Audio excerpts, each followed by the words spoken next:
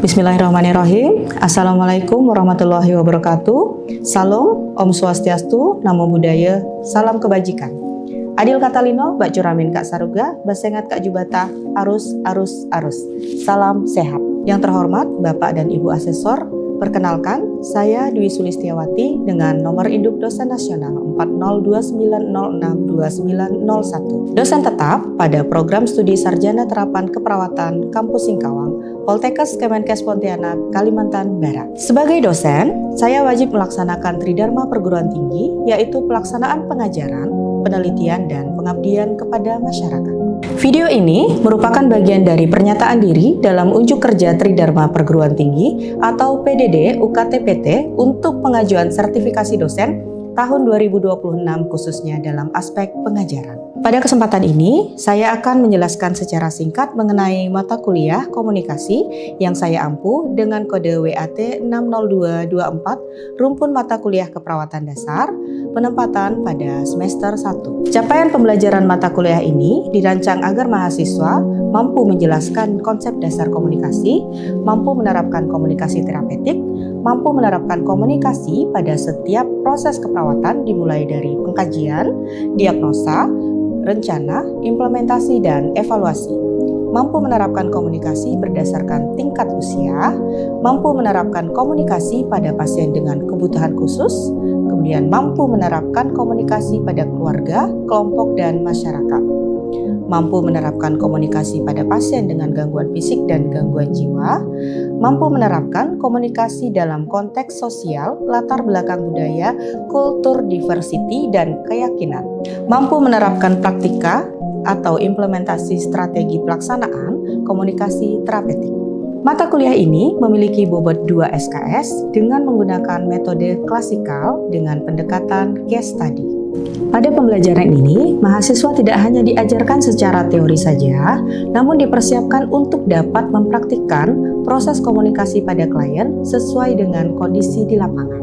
Mata kuliah ini terdiri dari beberapa topik, yaitu konsep keperawatan komunikasi 2 pertemuan, komunikasi terapeutik 2 pertemuan, komunikasi pada setiap tahap proses keperawatan, pengkajian, diagnosa, rencana, implementasi, dan evaluasi 2 pertemuan, komunikasi berdasarkan tingkat usia 2 pertemuan, komunikasi pada pasien dengan kebutuhan khusus 2 pertemuan, ujian tengah semester 1 pertemuan, komunikasi pada keluarga, kelompok, dan masyarakat 2 pertemuan, komunikasi pada pasien dengan gangguan fisik dan gangguan jiwa 2 pertemuan, komunikasi dalam konteks sosial, latar belakang budaya, kultur, diversity, dan keyakinan 2 pertemuan, komunikasi dalam pelayanan organisasi dalam konteks manajemen 2 pertemuan, komunikasi dalam setiap proses keperawatan 2 pertemuan, dan terakhir, ujian akhir semester dengan metode case study.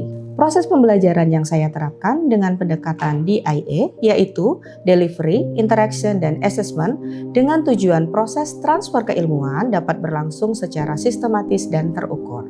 Tahap pertama pada proses delivery, strategi metode pembelajaran yang saya gunakan dengan pembelajaran full tatap muka atau klasikal di kelas, dan metode evaluasi menggunakan platform kami yaitu One Gate Education System Poltekkes Kemenkes Pontianak. Tahap kedua yaitu interaction atau interaksi.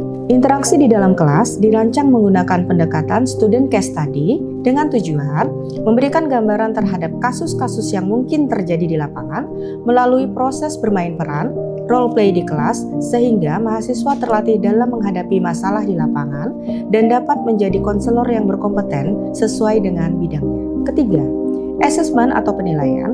Bobot penilaian yang kami berikan pada mata kuliah komunikasi ini adalah presentasi dan diskusi di kelas 10%, role play 15%, ujian tengah semester 35%, dan ujian akhir semester 35%. Selanjutnya, kami akan menayangkan cuplikan proses pembelajaran di kelas pada sesi pertemuan ke-10 dengan topik komunikasi pada remaja. Di sesi ini, mahasiswa belajar menerapkan proses komunikasi berdasarkan tingkat usia, khususnya usia remaja, dan bermain peran bagaimana menjadi konselor pada kasus tertentu yang dialami oleh remaja. Selamat menyaksikan. Bismillahirrahmanirrahim.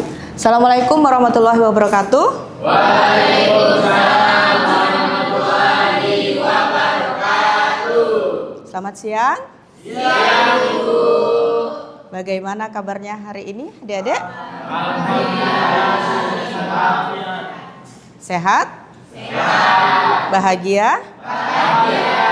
Sudah berada di sini semua jiwa dan raganya? Sudah. Atau masih ada yang setengah-setengah? Masih ada yang setengah-setengah ya?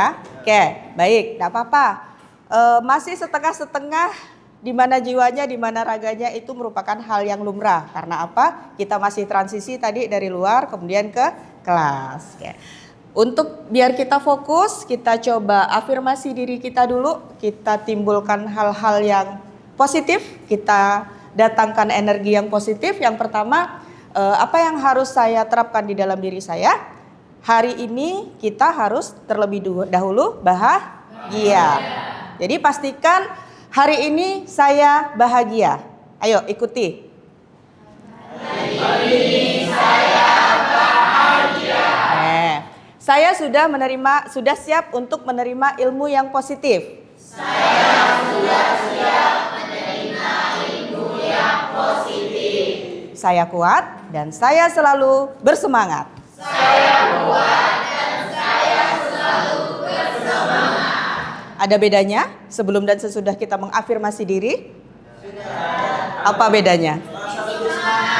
Merasa lebih semangat. Oke. Untuk hari ini saya akan menyampaikan perkuliahan dengan mata kuliah komunikasi keperawatan. Topiknya adalah komunikasi berdasarkan tingkat usia, khususnya komunikasi pada usia remaja. Di sini adik-adik termasuk apa? Dewasa atau remaja? Remaja. Ya, nanti kita lihat kira-kira termasuk apa adik-adik ini, apakah dewasa, apakah remaja. Sebelumnya boleh adik-adik buka HP-nya dulu, kita absensi dulu lewat OGS. Bisa kita lanjutkan? Sudah selesai. Di pertemuan sebelumnya kita sudah membahas tentang komunikasi pada bayi dan anak. Ada yang masih bisa mereview atau masih bisa mengingat sedikit saja tentang komunikasi kepada bayi dan anak. Kira-kira siapa yang mau memberikan penjelasan? Apa yang menjadi ciri khas dari komunikasi terhadap bayi dan anak? Ayo, ada yang masih bisa mengingat? Izin Ibu. Silahkan Sri. Saya izin menjawab review pembelajaran sebelumnya. Ciri khas komunikasi pada bayi dan anak itu komunikasi nonverbal seperti tangisan, ekspresi wajah, dan bahasa tubuh. Ada lagi yang mau menambahkan? Saya Ibu. Oke, silahkan Nabil. Baik, untuk komunikasi pada bayi dan anak itu berbeda Bu. Nah, untuk sedangkan bayi ini nonverbal, jadi bisa menggunakan bahasa-bahasa tubuh. Sedangkan untuk anak ini verbal. Nah, anak ini bisa mencerna kita menggunakan komunikasi seperti kalimat. Terima kasih Nabil, terima kasih Sri. Kedua jawaban sudah sangat baik, cuman ada beberapa yang sedikit boleh saya tambahkan. Jadi ciri khas dari komunikasi bayi itu memang mengedepankan pada komunikasi non-verbal. Bukan komunikasi dengan kata-kata, tetapi komunikasi dengan bahasa tubuh. Bahasa tubuh yang seperti apa? Bisa dengan gerakan, bisa dengan ekspresi menangis. Kemudian kalau misal untuk anak-anak, bisa juga kita gunakan nonverbal untuk gerakannya, untuk tantrumnya, tetapi dengan verbal untuk ucapannya. Selanjutnya untuk hari ini yang kita pelajari adalah komunikasi pada remaja. Ada beberapa tujuan di sini. Yang pertama adalah tujuan khususnya kita belajar komunikasi pada remaja itu agar mampu atau menerapkan, mempraktikkan proses komunikasi pada remaja. Tentunya di sini kita berperan sebagai perawat, pemberi edukasi, pemberi berita, pemberi informasi yang benar. Kasus remaja yang terjadi di lapangan, banyak dari hasil penelitian itu banyak remaja-remaja yang bunuh diri. Bunuh diri karena apa? Karena banyak yang mengalami depresi. Masalah utama yang terjadi yang menyebabkan depresi itu yang pertama adalah kesulitan dalam mengendalikan emosi. Jadi karena emosi yang banyak tertahan, emosi yang tidak bisa diluapkan, akhirnya timbullah proses yang namanya penyakit yang namanya depresi. Oke. Kemudian mengalami perubahan perilaku. Sulit untuk menjadi diri sendiri, sulit menemukan jati diri. Akhirnya perilakunya banyak yang menyimpang, perilakunya banyak yang terganggu. Kemudian menarik diri dari lingkungan sosial. Oke. Kira-kira pernah tidak menemukan kasus di lapangan ada remaja yang menarik diri dari lingkungan sosialnya? Atau mungkin di sekitar kita sendiri saja ada teman yang tiba-tiba hilang dari komunitas kita. Apakah adik-adik peduli dengan teman-teman yang seperti itu? Peduli. Bagaimana caranya atau mengekspresikan rasa peduli itu terhadap teman? Oke, dicari. Selain dicari? Di chat. Dicari, di chat, diomongin. Dipanggil. Kalau bisa ditemui kita temui. Ajak untuk bercerita. Apa masalahnya? Selanjutnya, gangguan makan dan tidur. Nah, ini sering terjadi. Ada adik-adik yang merasa atau pernah mengalami gangguan makan dan tidur? Apa kira-kira sebabnya? Oh, ada apa di asrama sehingga adik-adik susah untuk makan dan tidur? Oke, yang pertama capek karena ya adaptasi tadi ya dari SMA yang mungkin bisa bobok siang dengan cantik, tiba-tiba di asrama dengan berbagai macam kegiatan, berbagai macam peraturan. Tidak apa-apa, itu namanya proses adaptasi. Tapi jangan sampai mengganggu pola makan dan pola tidur. Misal tidak cocok makanan di asrama, kira-kira solusi apa yang dicari? Makan di kantin. Oke, benar. Kalau masalah tidur kira-kira apa? Relaksasi. Bisa saja berbagai macam cara untuk bagaimana kita bisa tidur dengan nyenyak. Maksimalkan kegiatan pada siang hari, biar malam itu energinya sudah mulai habis dan menurun, jadi kita bisa tidur dengan nyenyak. Jadi jangan terbalik, jangan seperti kelelawar pada saat kuliah di kelas adik-adik tidur, begitu nanti di asrama tiba-tiba bangun, malah kata orang energinya full pada saat malam hari. Itu nanti energinya digunakan pada saat adik-adik sudah jadi perawat di rumah sakit. Pada saat apa? Jaga malam. Oke. Terakhir, gangguan fisik. Gangguan fisik seperti apa yang mempengaruhi atau yang masalah umum pada remaja? Gangguan ya, bukan penyakit, gangguan. Perubahan hormonal menyebabkan apa? Jerawat. Ya, bisa jerawat. Bisa apa lagi? Kenaikan berat badan yang berlebihan. Bisa karena hormonal, bisa juga tadi karena akumulasi dari gangguan makan dan gangguan tidur. Masa remaja adalah masa yang identik dengan masa sulit. Kenapa sulit? Perubahan. Karena masa remaja itu adalah masa yang dibilang setengah-setengah.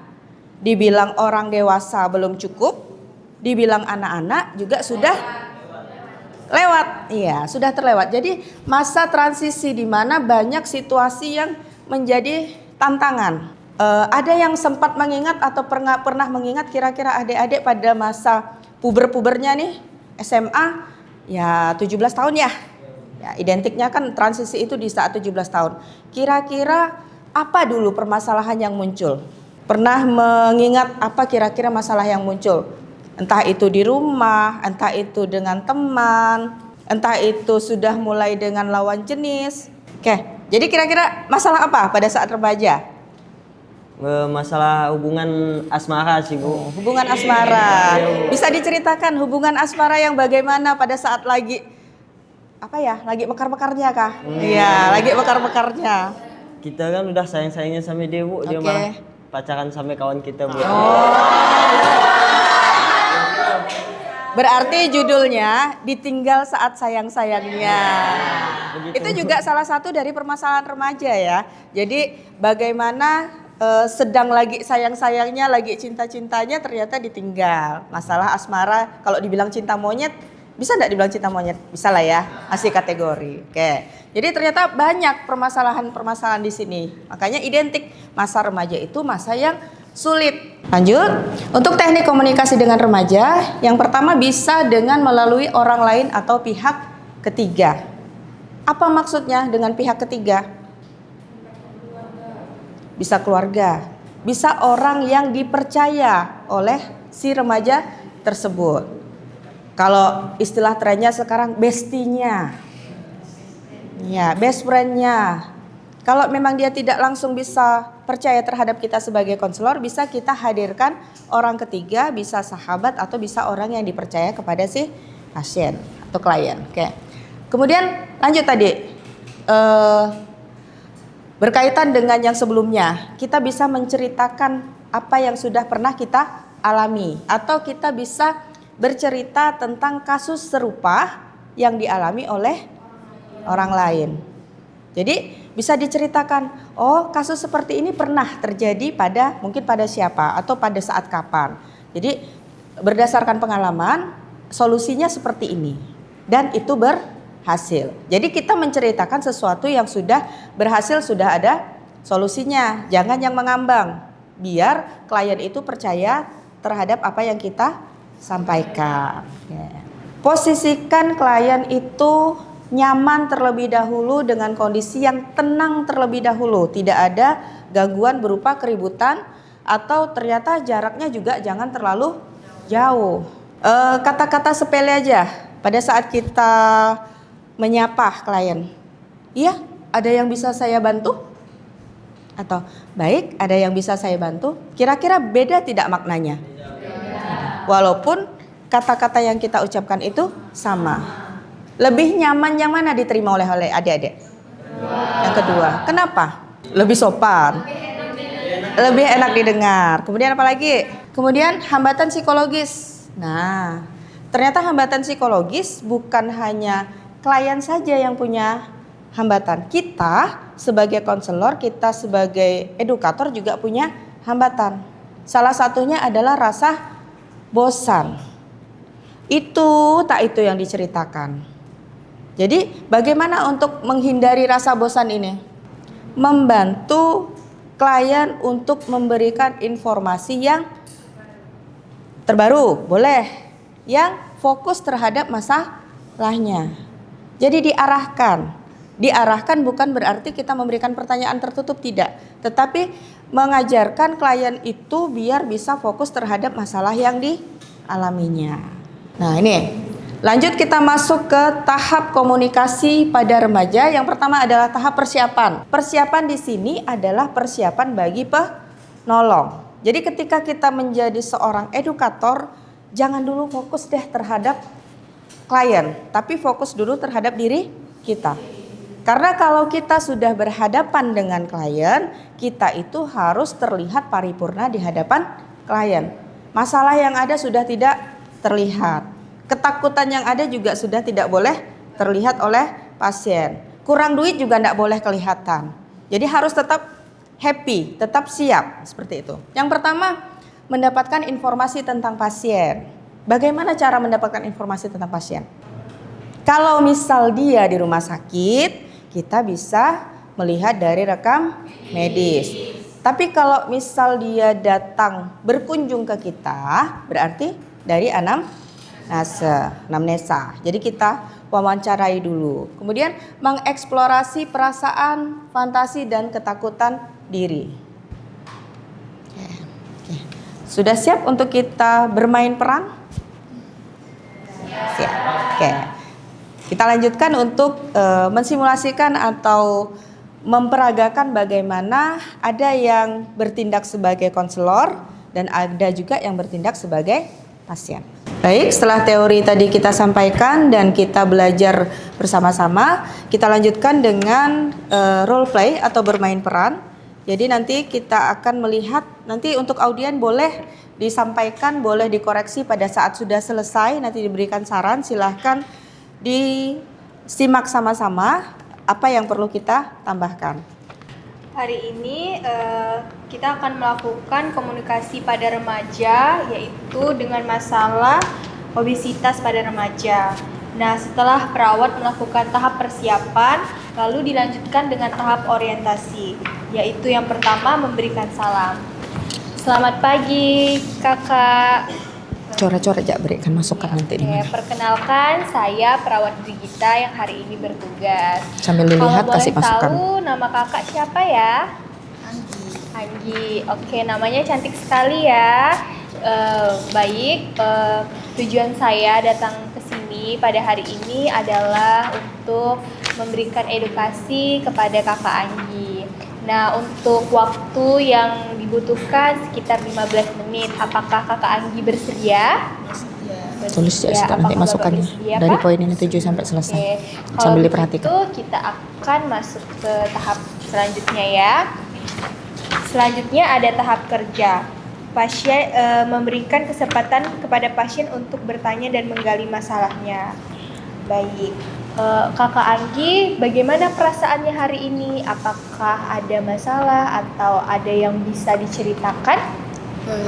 Keadaan saya kurang baik, nurse. Ya.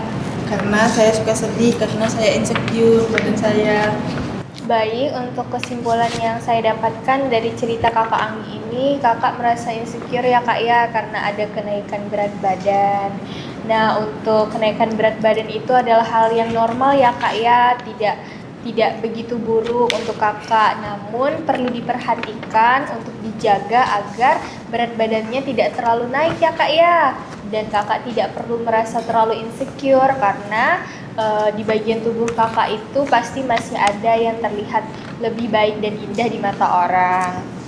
Baik, untuk rencana tindak lanjutnya mungkin kita bisa melakukan tahapan rencana jadwal diet untuk kakak.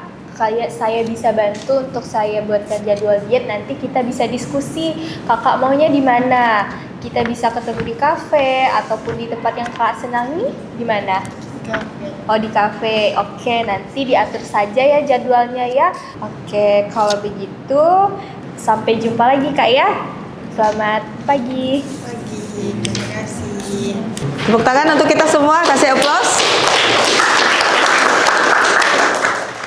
Dari hasil role play adik-adik tadi di depan, kira-kira ada yang mau memberikan masukan atau memberikan saran? Oke, silahkan. Izin, Bu. Jadi setelah dilakukan role play tadi sudah cukup baik dari kelompok. Namun pada bagian tahap kerja, pada saat memberikan kesempatan pasien untuk bertanya dan menggali masalah itu mungkin untuk lebih dikuatkan lagi, Bu. Dan pada saat memberikan umpan balik kepada klien bisa untuk lebih diperjelas dan lebih dikuatkan lagi. Sekian dari saya, Bu. Jadi kurang memberikan edukasinya ya, kurang memberikan informasi. Ya karena memang ini tadi masih tahap awal ya, nanti akan kita kembangkan di pertemuan berikutnya. Kemudian kurang juga memberikan umpan balik. Ya, tidak apa-apa, kita perbaiki pada saat nanti kita akan ini bikin lagi kelompok-kelompok kecil, kita dalami lagi berbagai masalah dari remaja. Ini kan kita memberikan sampel aja ya, baru satu sampel. Apresiasi dulu untuk kelompok.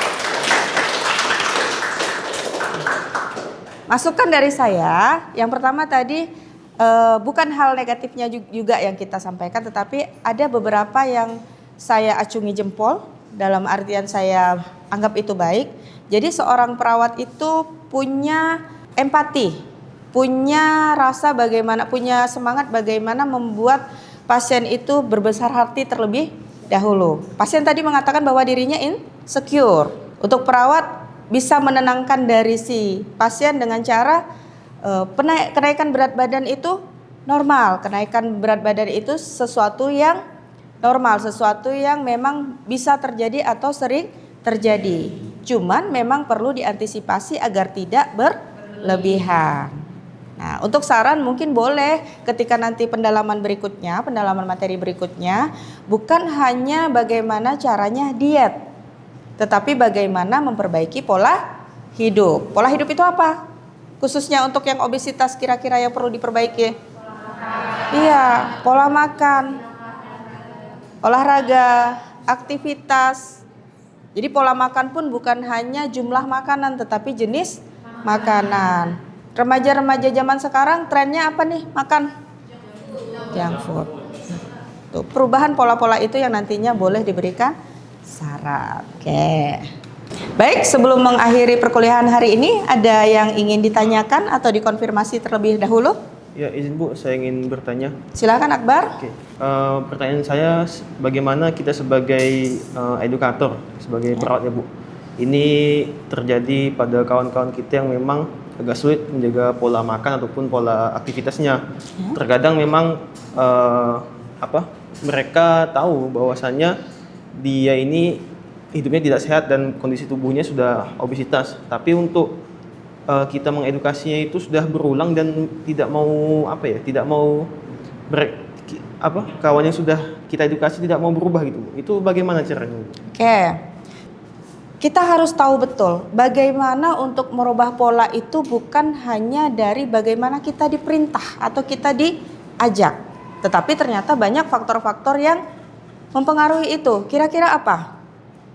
Yang pertama adalah bagaimana orang itu punya motivasi internal terlebih dahulu. Punya motivasi tidak untuk menurunkan berat badan biar tidak obesitas.